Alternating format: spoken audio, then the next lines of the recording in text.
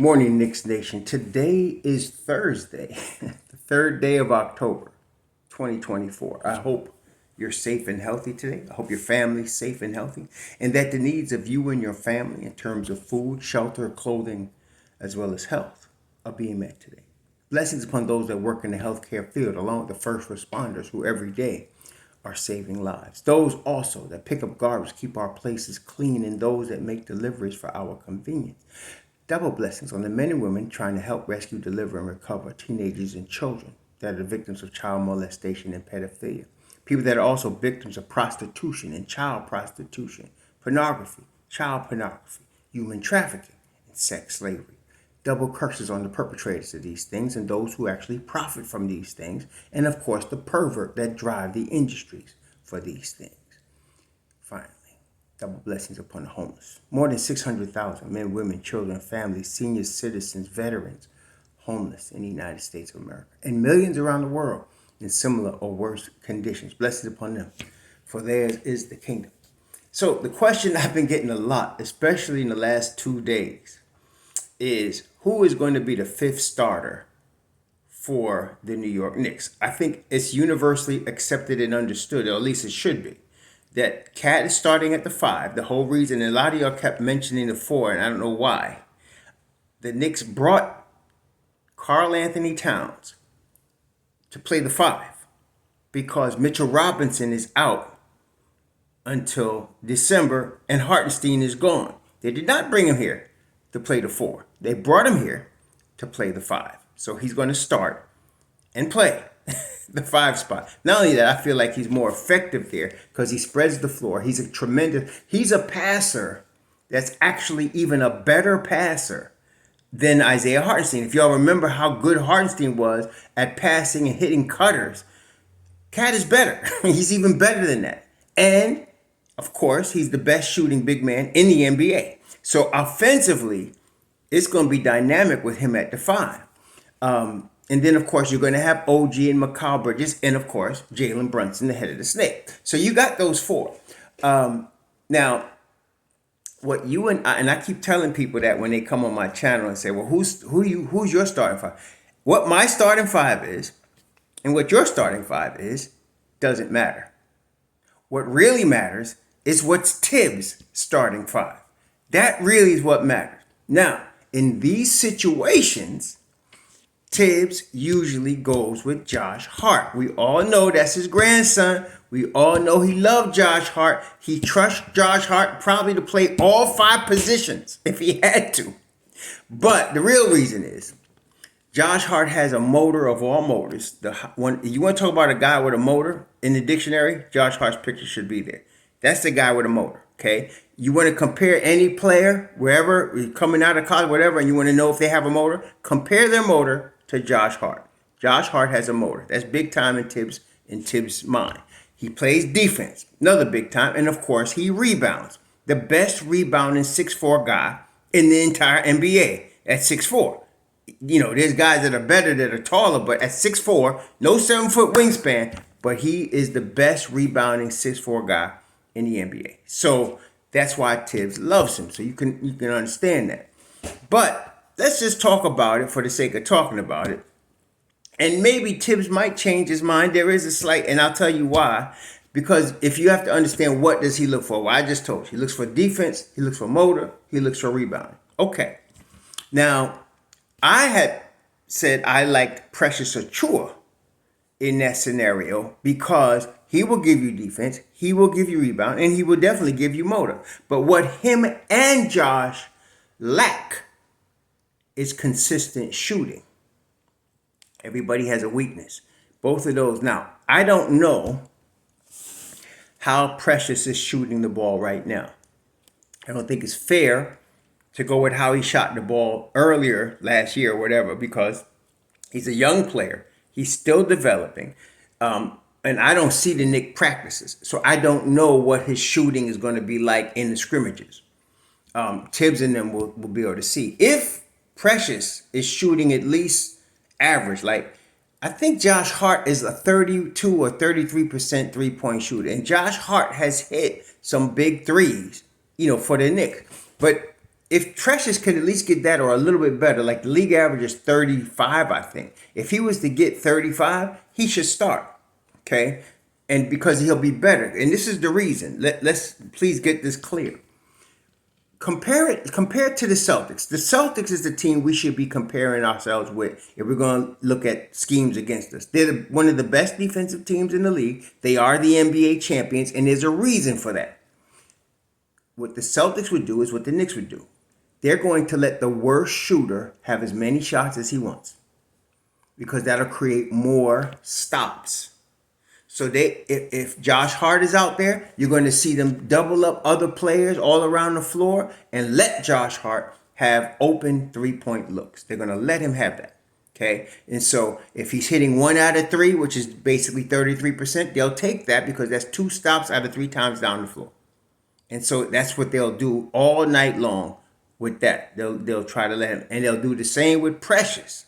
They let Precious shoot the ball all he wants. Now, how the Knicks could counter that is by having Cat position himself further away from the basket and have 5 out, and then allowing Hart to be in the, or Precious to be in the paint. Because now you have 4 guys out and 1 guy in the paint, and the guy in the paint would be the weakest shooter.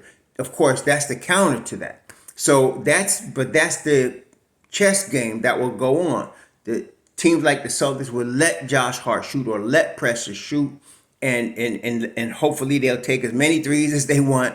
And now you're going to get 2 stops out of every 3 times down the floor with them. So that's what they want. Okay, so that is a strategy. Now, because of that, a number of you have mentioned, and I understand how you mentioned it, that you'd like to see Deuce start. Deuce, obviously, if you looked at even the training camp stuff from the first 2 days, especially yesterday, the kid's confidence is at an all-time high, as it should be. And they asked him, what did you attribute to your success from last year? And he said, hard work. I mean, he has been putting in work, from the time he was drafted. And Tibs loves that. Deuce has always been an early guy since D Rose was here. D Rose mentioned Deuce was that dude. So all his hard work, and that's what Tibs said. He said the success comes out of the work. Deuce believes that. And so he said, listen, I all I needed was opportunity. I put the work in. So that's what I expected.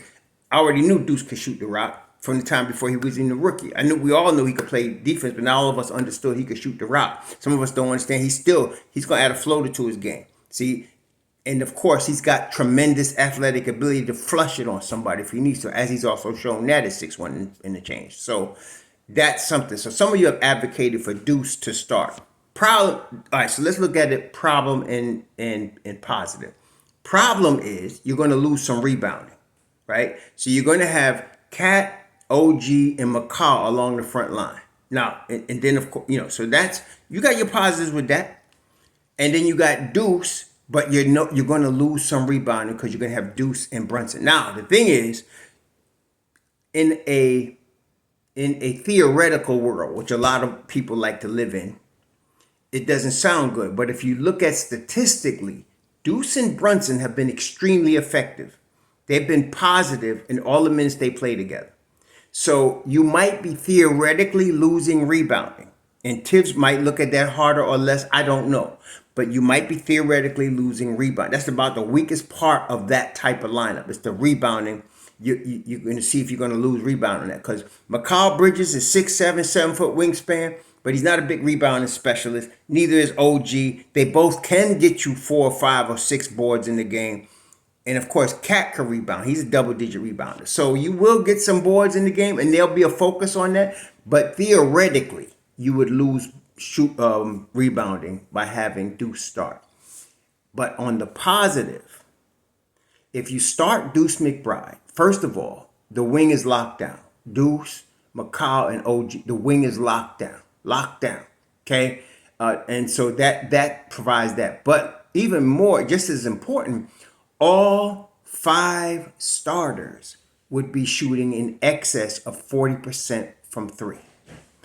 All 5 starters. Therefore, no team could just leave a guy open. I would dare them to let Deuce just shoot. He will kill you.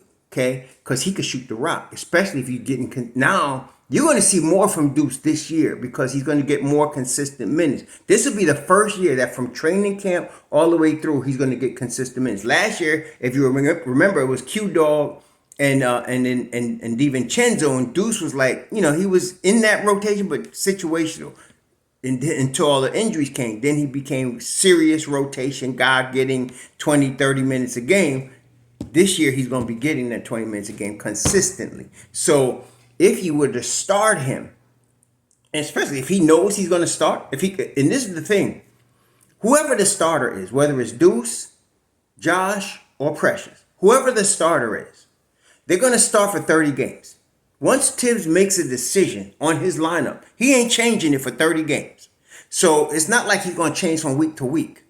So if Deuce was starting, okay, and he opening night starter at the 2 guard, listen, that's going to be 30 games. And you let Deuce McBride know he's going to start and know he's going to play, in that case, 30 minutes, he's going to light him up. He is. He's going to light him up. And he's going to give him 92 feet, 94 feet defense. So there is the positive of starting Deuce. The teams cannot just slack off and let somebody shoot. Any of those guys, Mikal Bridges, OG Anunoby, Cat, Brunson, Duke, they kill you. So offensively and defensively, you got both. The only issue, again, would be your rebounding, which is a concern. So that's why I would understand somebody saying Deuce as far as a starter concerned, because nobody could just lay off and do that. Now, you start Josh Hart, you're going to get your rebound. There's no doubt. He said Josh Hart at 6'4", a guy like that with the energy he brings, and that's the thing. It's the motor. He brings that motor.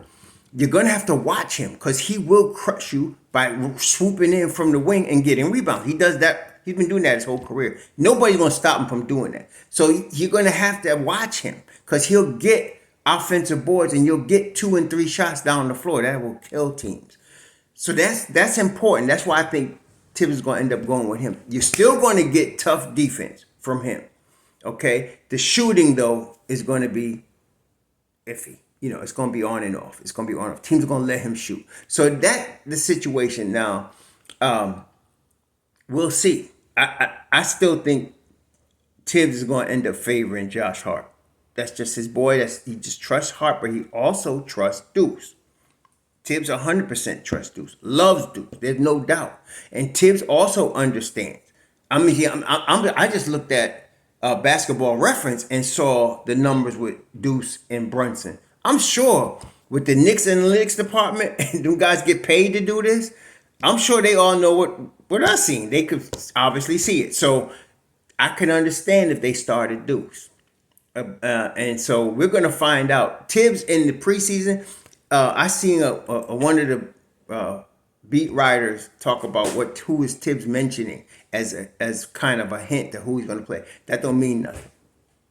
That don't mean nothing. It's like he said, well, he mentioned Shaman a lot and he mentioned Cameron. All he's trying to do, Tibs, is make sure those 2 guys compete at the highest level because they're fighting for the same minutes.